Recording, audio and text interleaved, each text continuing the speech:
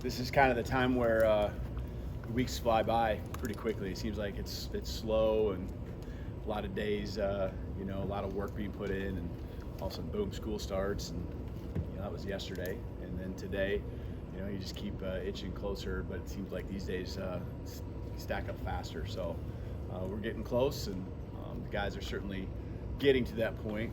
I don't want to say we're there yet, but getting to that point where we need to hit someone else, and see where we're at. But we'll start getting into some Western Kentucky here over the weekend, some prep on that. There's been some things here and there that we've done, just putting film in front of them and a couple looks here and there.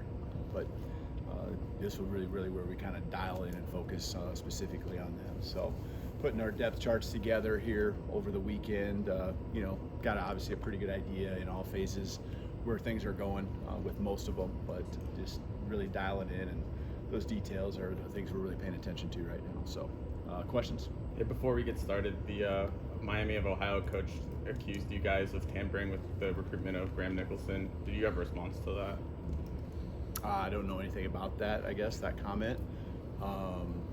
He entered the portal and we reached out to him. So that's how it goes, right? So we did everything that we were supposed to.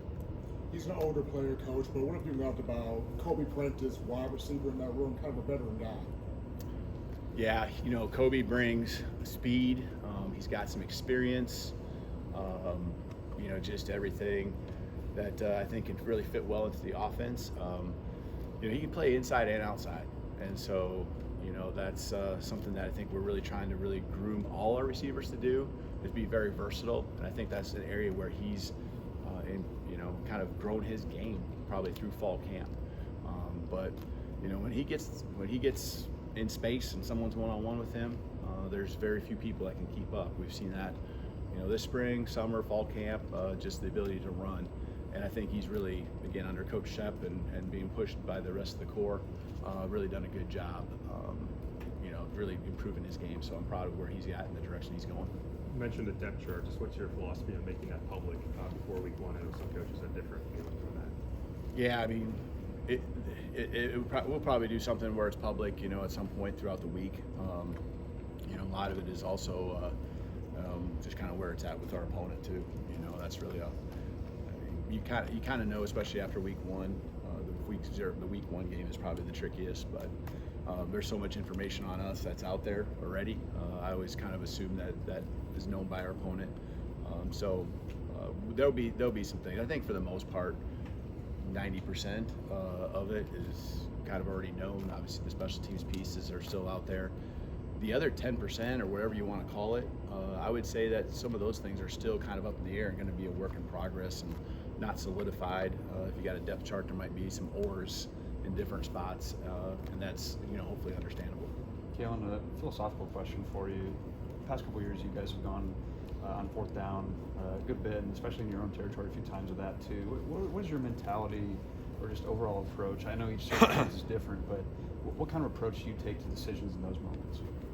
Yeah, this is something that I talk about with the team. We did this before the first scrimmage because we talk about being in those moments and those fourth down situations on both sides of the ball. And just what that means when we are going for it. Because I think it means that you have confidence that you can get it offensively, but it also means that you have confidence in a defense that can go out there and not just collapse if they're put in a tough spot where you come up short on the offensive fourth down conversion. So we specifically talk about that. We get in situations in scrimmages and move the ball situations all camp long, all spring long too, where we are very intentional on understanding when it comes to fourth down, it's just another play, it's another down. Yeah, it's an important one, but we can't just lock up and feel like it's do or die. And go out there and just execute the play. Just do what we're supposed to. I think when it comes to the decision, I would say that the mindset is we want to be aggressive, but we're not going to be reckless. And that's what I tell the guys. That's what I tell the team. We're going to play a team game. And team game, means that if there's situations we really feel are favorable, situations where we feel like we can get it, or that we really need to based on the flow of the game even, we'll go for it. So yeah, I think last year There were some right at the end of the season. But if you look at the numbers, it isn't like we're that much more. I'd probably say we're in the middle of the pack roughly on how many times we go for it, other than the championship game when you're forced to go for it. So, you know, I don't think like we're reckless, but we take those right times and try to take advantage of them and go for it. How would you describe the importance of Courtney Morgan to this staff? Yeah, he's super critical. You know, he's the guy. I mean, I know it's been said many times, but he's the guy that, you know, came down with me. You know, when I got the opportunity to come here, and you know, we just mesh so well. Just, you know, I feel like there's a trust that exists. I mean, there's a trust that I have with all our staff members, but having worked with him now, this be going on year 4, and known him for longer, that I understand what he's all about. Understand, you know, he's relationship driven. That he does a great job of identifying and evaluating. He has a team that he leads. He leads in a way, and you know, I think we've worked together to figure out the leadership and the way we want to operate. You know, he doesn't probably like I would say, I don't micromanage every move and every minute of the day by people, but you really try to provide an environment where your staff, and in his case, his recruiting staff, for the most part, there's other elements to it too when you're the GM, but there's just a lot of elements that he just oversees, and we've, you know, continued to, I think, hire the right people and let them go work. And Courtney, you know, when it comes to the recruiting piece, obviously we've been successful, and he's a major piece of that, and I'm excited for, you know, what's to come in the future with him here in this program for sure. Coach, you guys brought in a lot of help at safety with the portal, with Keon Sapp, Cam Howard, King Mack, those guys. How do you think they've come into the program being from somewhere else and kind of assimilated? Yeah, they're really important. You know, from a starting position like Keon to just younger guys, and some depends on who you're talking about in different roles that are going to be really important for us in certain packages, not just depth in my mind. And so special teams, these guys have really come in. They're not just great players, but they're people and guys who really have blended in well and became really accepted with our team quickly. And that's a tribute to who they are as people and the work they put in. So I'm really appreciative of how important they've been, and every day, you know, they just feel like they've been here forever, been part of this team, just like all these guys have been here 2, 3, 4 years. Coach, speaking of special teams, Neil Inhibitt, long snapper going into his last season from Alabama. He was a guy that walked on, became one of the best long snappers in the conference. What have you learned about him in your first few months here in Tuscaloosa? Yeah. You know, so we gave Nealon a scholarship, and I wasn't sure even internally how to handle that, because I didn't know you know, I wanted to surprise him, and we did that, but he's got that. He deserves that. He's rock solid and just a great person. We have senior talks that we do, and he started us off last week and knocked it out of the park. And just, you can see the type of leader that he is, and you know, how much the guys trust and believe in him, how much they respect him. And so he's, you know, I think the long snapper, right, like many specialists, is a guy that you undervalue, most people do, until all of a sudden those times come when the lights are bright and that snap's not made, that kick's not made, you know, or it's a punt that didn't, you know, end how it was supposed to. So he's just really trustworthy, and he's great to have on this team. How did it come about having J.J. Watt speak to the team the year y'all play Wisconsin, and just overall kind of what was your philosophy with the camp speakers and brilliant? Yeah, I think there were some connections actually with him prior to even me being here, but I wanted to find guys, and we really had less speakers come in, because I wanted it to still be more about probably myself and our staff laying down the culture, and us taking those team meetings and as a first year group together, making it more about us. But you know, it's been a great tradition, and it was exciting to carry on the tradition with J.J. Watt, Chris Paul, and we had a speaker kind of on life in general with Hunter Peaky come in too. But these guys, I think the cool thing with especially JJ and Chris Paul is that they're still playing, or you know, JJ just recently retired, but they're still playing, and they are elite. They did it for many years. I thought it was awesome having, you know, someone, it seems like you always bring in the offensive guys and the quarterbacks or whoever, you know, and you he came in and spoke from a defensive side of things, and got a chance to spend some time with the D-line, and they picked up a few tricks too. So it was really cool. He had a great message. Sacrifice, commitment is a common theme, I think, with most of the speakers that came in, and we know that that's what it takes to be great, and they emphasize that. Hey, Coach, the team did something different this year when deciding the team captain and announcing preseason before the season started. Can you talk about just what went into that and how each captain is just being an example just for the team just going into the season and looking at some classroom now school started just on the practice field, just in the locker room, things of that nature? Yeah, I think there's levels to the leadership. We need every guy. I tell them if they have influence on anyone, they're a leader, which is pretty much our whole team. And these guys are the ones that were, for the most part, best of the best whatever high school they're at. So they're used to being leaders, and it doesn't mean that a freshman can't lead. We're gonna have some freshmen out on the football field that got to be great leaders out there this fall. But we have a unity council, which is another level and layer to the leadership. Then the captains, and that's just kind of how it was always felt. There's just this smaller group that you really can go to, that you feel certainly have the ears of the team and can get up in front of them. And I thought our team did a great job picking 4 guys that are gonna pour everything into every day, are gonna have great messages, not afraid to get up in front and say what they feel when it's needed most. But I'm also going to emphasize to our whole team that we have to have a whole team full of leaders, and so we just can't fall on those 4 guys. And I'm really careful to make sure I emphasize that because I don't want just those 4 guys feeling like the whole weight's got to be on them. We need a whole team. Obviously, scheme's a big part of it, but what would you say about your coaching style lends itself to developing quarterbacks? It seems like you've had a lot of success at that position. Is there an approach you have with them that maybe lends to that?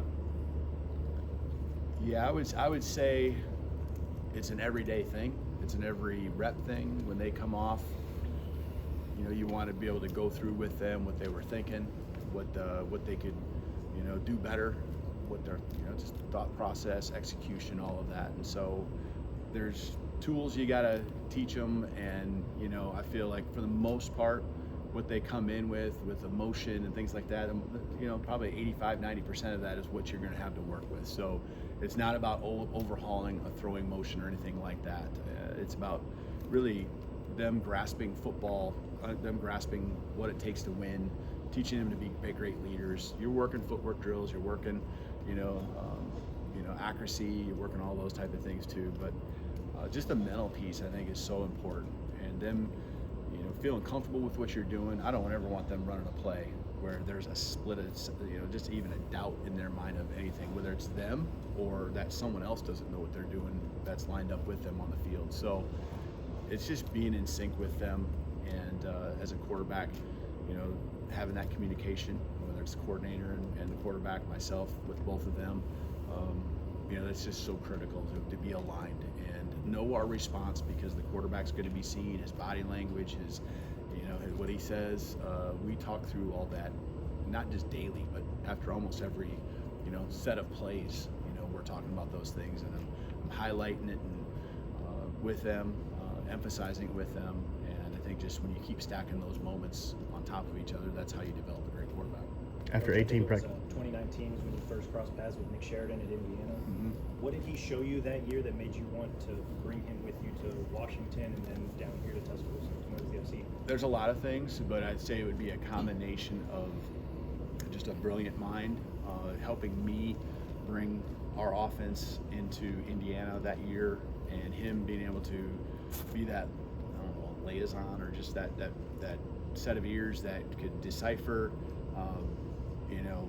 evaluate, process with me what was going to be the smoothest way for us to make that happen. He did that also when we went to Washington. Just really having a big picture view, understanding the things that you got to have a successful offense, whether it's week 1 or week 12, whatever time of the season it is. Knowing the tools you need, the concepts, the formations, the wrinkles, seeing defenses, being able to, just mentally, just quick, make decisions. Just a bright coach, and I could see it right away. And then there's the personality side, where he has great relationships with his team, with the coaches on the staff. He's a team player through and through. But just all of those things, just people you want to align yourself with. And so saw that really quickly.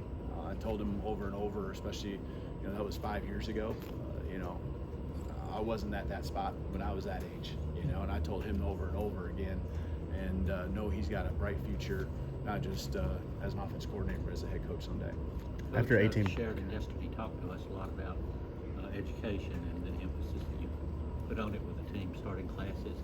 And I wondered a couple of other aspects of education, what the challenges are with, say, a kid who reclassifies late, or transfers who are coming in from other schools where are their credits going to transfer, that sort of thing. Yeah, from that standpoint, we can't take those guys until we have approval that everything is in good standing, and so that deals with compliance and be able to get into majors and things like that. But I'm proud of our guys. Academically this spring they had a 3.2 GPA, as a whole team for the semester, and they had 85 of 123 of our players this spring had over a 3.0, and they're getting degrees. And this summer it was almost right at that same number with the GPA. That's a time when they know the season's coming. And summer I've seen some places it's a little more low key with the academic focus. These guys are just well-rounded, and that gives you a good sense of the maturity of our team. I thought even a practice, and not jumping off the academic side, but I thought a practice like today where there's a lot of physical but a lot of mental, it shows the maturity of our team. And I don't think we're there yet. I think there's a lot of room for growth and improvement. We got a lot of young guys, a lot of new faces in our program, probably close to 35, 40 new scholarship guys in our team. But our maturity and want to and all that shows in our academics, and I'm super proud of them taking care of that, so that there's less distractions to do, so they can focus on what they really love to do, and that's play football. Coach, after 18 practices, what would you say is the biggest area of improvement you've seen over the course of the preseason? I like how consistent we've become here at the end. I thought, speaking with you also on Saturday, we talked about the physicality of it, flying around. I think we're in a good spot. With fall camp, you always worry about getting the legs back and things like that. I think there's not a cumulative fatigue that's happened with our team. I think we're getting stronger, and but the consistency, both sides of the ball. Don't feel like there's days where we come out and you just don't know what you're going to get. I think you know what you're going to get for the most part. It's some days, depending on the install, it might be better for one side of the ball or the other. But I know I'm going to get great effort, and know that they're going to work together. Know that we can change tempos in practice, and they're going to be able to adjust, and they're going to listen. I challenge them in a big way for this session we just had out here. It's something I've seen happen over the years, that with a lot of special teams and transitions they can fall apart on you. These guys thrived. Got done about 10 minutes earlier than I even expected. So I love that about them. Again, we got a lot of things that we got to always continue to work on. I tell them that every snap we play, from beginning to end of the season, we're going to get better, and we got to have a 1-0 mindset. You've probably heard that from them as well, but a 1-0 mindset, because every snap we're still learning. We're still learning a new system in all areas, and so I'm proud of the way they come to work every day. But that consistency has been something I'm proud of. Would you ever want to take the team to Ireland, or even some other country playing one of these season opener games? Yeah, I think there's the right time, and when you've been in a program for a while and you want to continue to expand, things like that. I've looked into those different times, different places. I think it'd be tough, a first year or two to do something like that, but there's just more and more things you want to put in front of these guys and experiences you want to give them. So I think that's pretty cool. Courtney mentioned last night how rare it is for the roster to stay as healthy as it has been in camp. Just how have you been able to manage players' bodies in the last couple of weeks here? Yeah, I think our training staff has done a great job. One thing, just talking to our training staff here this morning, even just yesterday, they got classes, so it was really our first day, and then being in this new rhythm, new routine. They saw guys all afternoon just coming in. It doesn't mean that we have, guys got dings and stuff, but they're prehab, rehab, whatever it might be. They're just living in the training room. They're around the facility in the afternoon. Just feel like we're stealing hours that way. in and around classes, after practice, just in between meals, all that good stuff. So I think that has led to a team that's, for the most part, pretty healthy. So that's what's going to take, because every rep, like I said, is going to be really important for our growth and development. Ryan Williams, Xavier Brown, just curious, what have you seen from those freshmen through fall camp? Yeah, they're just both, so advanced in different ways. Might be athleticism and also just maturity and understanding what the commitment is. That at that age, I think a lot of guys don't realize what it really takes, and they still probably don't completely understand, but they're farther along in figuring that out than most guys that come in. And so they've been thrown in there and realized there's opportunity, and I love how they've taken advantage of their opportunities and not just taking it for granted that more and more are going to come. So whether working through, and you guys saw, Xavier working through his he got dinged up a few weeks back, and that showed a lot right there that he wants to be out there. Just not that there was an option or anything, but we went out there and wanted to go and get some reps, and easily could have said, I'm not comfortable yet, and been on the sideline a little bit more. But they're getting better. They're going to continue to get better because of just how young they are still. Coach, the SEC put out its tiebreakers for the SEC championship coming up in December. Did you get a chance to look at that? And if so, what are your thoughts of those tiebreakers? Yeah, someone sent it to me. I just took a screenshot of it and haven't really digested and gone through it. It's something I was going to do here the next day or two. Hey, Coach, Last one.